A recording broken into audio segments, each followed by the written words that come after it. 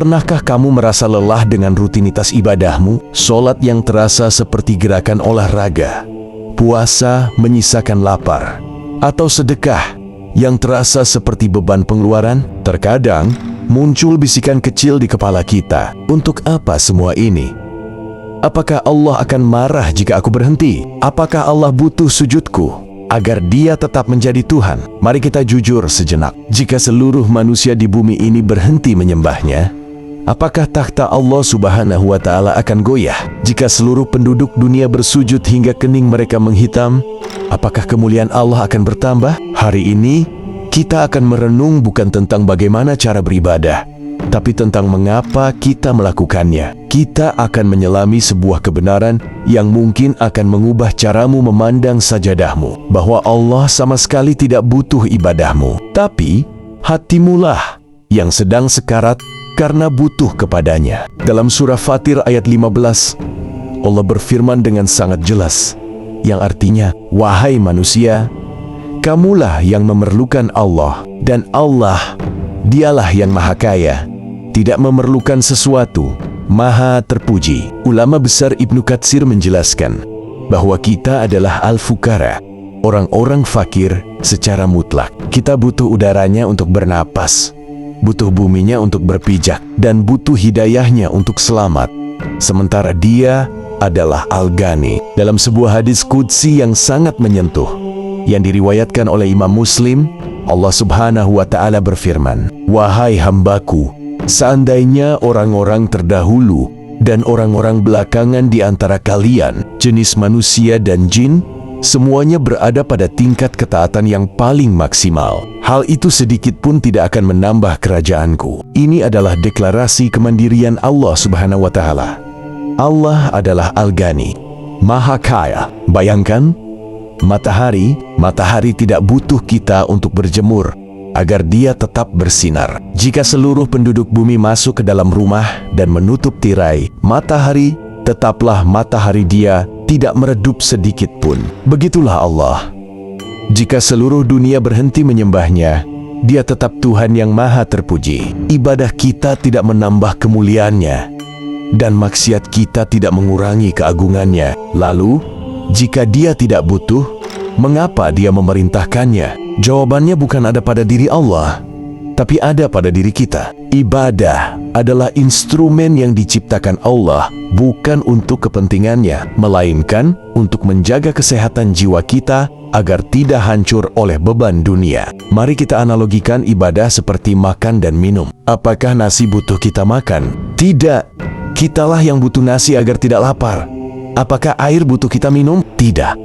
Kitalah yang butuh air agar tidak dehidrasi. Begitu juga sholat, zakat, dan zikir. Seorang ulama besar, Ibnu Qayyim al-Jauziyah, pernah berkata, di dalam hati terdapat sebuah kekosongan yang tidak dapat diisi, kecuali dengan kedekatan kepada Allah. Di dalamnya ada kegelisahan yang tidak akan tenang kecuali dengan bertemu dengannya. Saat kita menjauh dari ibadah, Allah tidak merugi. Yang terjadi adalah hati kita mulai mengering. Kita mulai mudah marah, mudah cemas, merasa hampa meski harta melimpah. Itu adalah sinyal bahwa jiwa kita sedang mengalami malnutrisi spiritual. Ibadah adalah cara Allah memberikan oksigen kepada ruh kita. Sujud adalah momen di mana kita melepaskan beban di pundak ke lantai, mengakui bahwa kita lemah, dan mengakui ada zat yang maha kuat yang memegang kendali. Coba ingat kembali sholat terakhirmu. Apakah itu sebuah pertemuan yang kamu rindukan karena kamu butuh curhat pada Sang Pencipta? Ataukah itu hanya gerakan fisik yang kamu percepat karena ingin segera kembali ke urusan dunia? Bahaya terbesar dalam hidup seorang hamba bukanlah saat ia berhenti ibadah, tapi saat ia beribadah namun hatinya tidak hadir. Kita melakukan ritualnya, tapi kehilangan maknanya. Mengapa? Karena kita menganggap ibadah sebagai pajak yang harus dibayar kepada Tuhan agar kita tidak masuk neraka. Kita merasa telah berjasa kepada Allah Subhanahu wa Ta'ala. Imam Al-Ghazali dalam Ihya Ulumuddin mengingatkan bahwa ruh dari ibadah adalah keikhlasan dan kehadiran hati, hudurul qalb. Tanpa itu, ibadah seperti jasad tanpa nyawa. Indah dilihat, tapi tidak bisa bergerak dan tidak memberi manfaat. Jika sholat kita tidak membuat kita lebih sabar menghadapi macet, jika puasa kita tidak membuat kita lebih empati pada si miskin, maka mungkin kita baru melakukan gerakan olahraga, belum melakukan ibadah. Ibadah yang berangkat dari rasa butuh akan melahirkan kerendahan hati. Ibadah yang berangkat dari rasa kewajiban semata seringkali malah melahirkan kesombongan. Spiritual merasa lebih baik dari orang lain. Sahabat, mari kita ubah pola pikir kita mulai hari ini. Jangan katakan, saya harus sholat. Tapi katakanlah, hati saya sedang sangat berisik. Saya butuh sholat untuk menenangkannya. Jangan katakan, saya harus bersedekah. Tapi katakanlah, hati saya mulai kikir dan keras.